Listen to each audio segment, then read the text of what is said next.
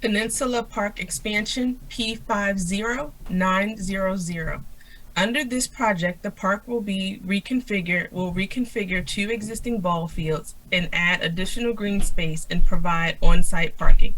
The fiscal 23 allocation will be for the construction of the improvements to the park. In response to comments received during the review period for this project, the department is seeking design and construction money to expand park amenities to possibly include a playground, pickleball and tennis court upgrades, repairs, or new ones, additional walking paths, seating areas, and landscaping. Millersville Park. This is our 33 acres that we purchased in 2008 with program open space money. The site was purchased as part of our development in the West County Park System to be paired with the dairy farm and connected to the South Shore Trail to result in passive and active recreation in that vicinity of the area, vicinity of the county. The site was originally introduced to the capital budget back in 2016. Unfortunately, as you all know, we were not successful in the lease legislation in 2021, so the department has pivoted back to the original intended purposes on this property, which is multi-purpose fields and passive park improvements. Funding that we're requesting will be used to purchase additional right-of-way in order to mitigate some of the traffic concerns by the local community. We've also continued to engage the public as we move forward in this new design process. We've established a stakeholders group that is working with both community and user group members to give us input during the initial stages of the park redesign. We are meeting with that group in March and anticipate that this project will go out to bid in FY24. The 24 request is the balance of the construction money necessary to finish this project. We did have to revise our POS funding because we had submitted an application for development funds, and we've been able to complete that, and POS has been approved by the state. Our request for FY24 is $4.5 million. We do have one more slide, which is C-Class. Do you guys want me to just roll right into C-Class, or do you have any questions on P-Class? I know that was a lot. Yeah, let's take some questions now. That's a lot. Let's take some questions. Do you and Jessica and staff, do you guys ever sleep? You've got a lot of stuff going on. It keeps us busy just on the capital side. So as Jessica mentioned, we've added Bruce to the team. DPW has added a couple of people to their team to help manage this workload because they are our partners in this effort. We do still have some vacancies open in both departments to help manage capital projects. So bear with us if we're a little slow in answering you. We're getting there. We want to do better, but sometimes there's just a limitation on the people. And then next, a general question. Pickleball has really become prominent. And when you're designing new parks and you say tennis courts, is it now standard operating procedure to do a tennis court and pickleball courts? Are you repurposing tennis courts to become pickleball courts? And then I guess a general question, can one tennis court be two pickleball courts? So I'm going to say yes to all of it and then add a but. So there are times when we try to do one standard pickleball if we have enough space, one standalone tennis, and then one with the overlay. And then we got a little bit of pushback because when we do the overlay, now we have more pickleball courts than we have tennis courts. So an example would be PAB Park right now that has a combination of pickleball and tennis courts. And we've heard that concern. So what we're looking to is that unused area that's sort of to the north of the site. Maybe we add additional courts there that could be one or the other, and then we break them apart. So then everybody has their own areas. Where possible, we do try to restripe and allow use for as many sports as possible. So just to clarify, when you do build a new park, it does include pickleball court? It can. So like Lake Waterford, when we do that new project, we're including pickleball there. I have a feeling that as we go through the master planning for Millersville, that somebody may ask for pickleball courts there as well. And we could accommodate that as all part of the process. Okay, thank you. Mhm. All right, Dawn, you had a question. I do.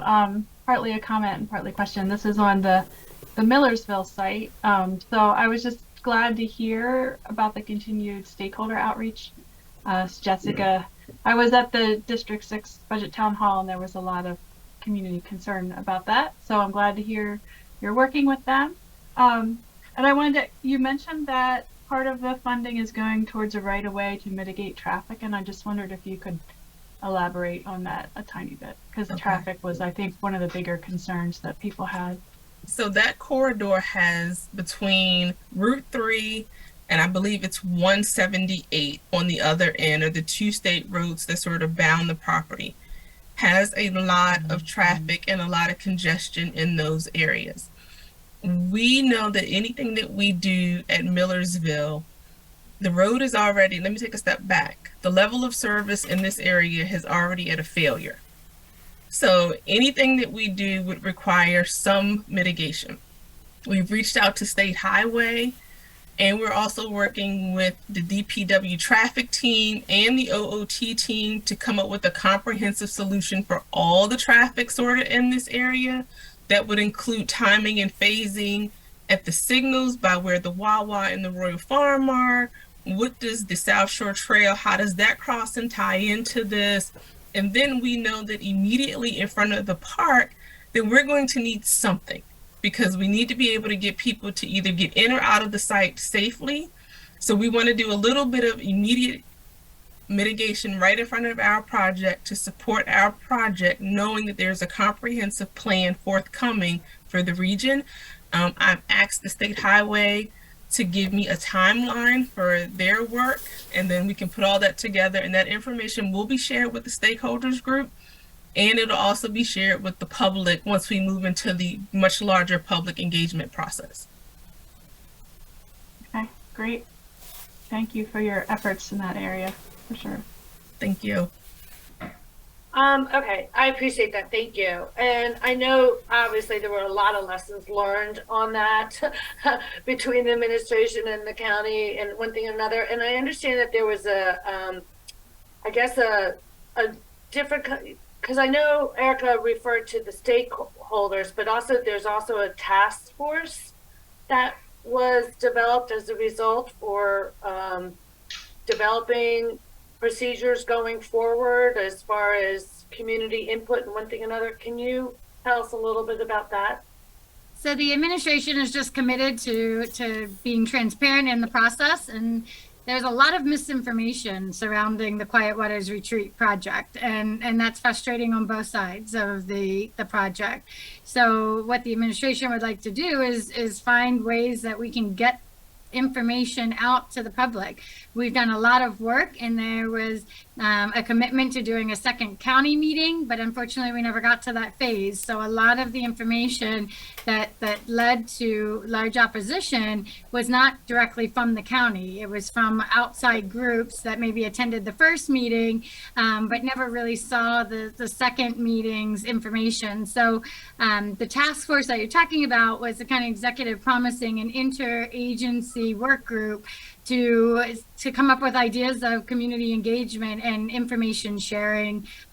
We've already been looking at the project development process, because a lot of individuals are frustrated with how long it takes us to develop projects, and a big piece of that process is public engagement. So it's all intertwined in the commitment to building projects efficiently, but also committed to the public engagement of the project earlier in the process, so that misinformation doesn't come in later in the project, that we're able to be transparent earlier on. So that's the commitment the administration has made, and the department has illustrated that in lots of our projects and our success stories. But even with what you were just talking about with Millersville, and making sure that we, when we do pivot, that we go back to the stakeholders and go back to the process and do it the right way.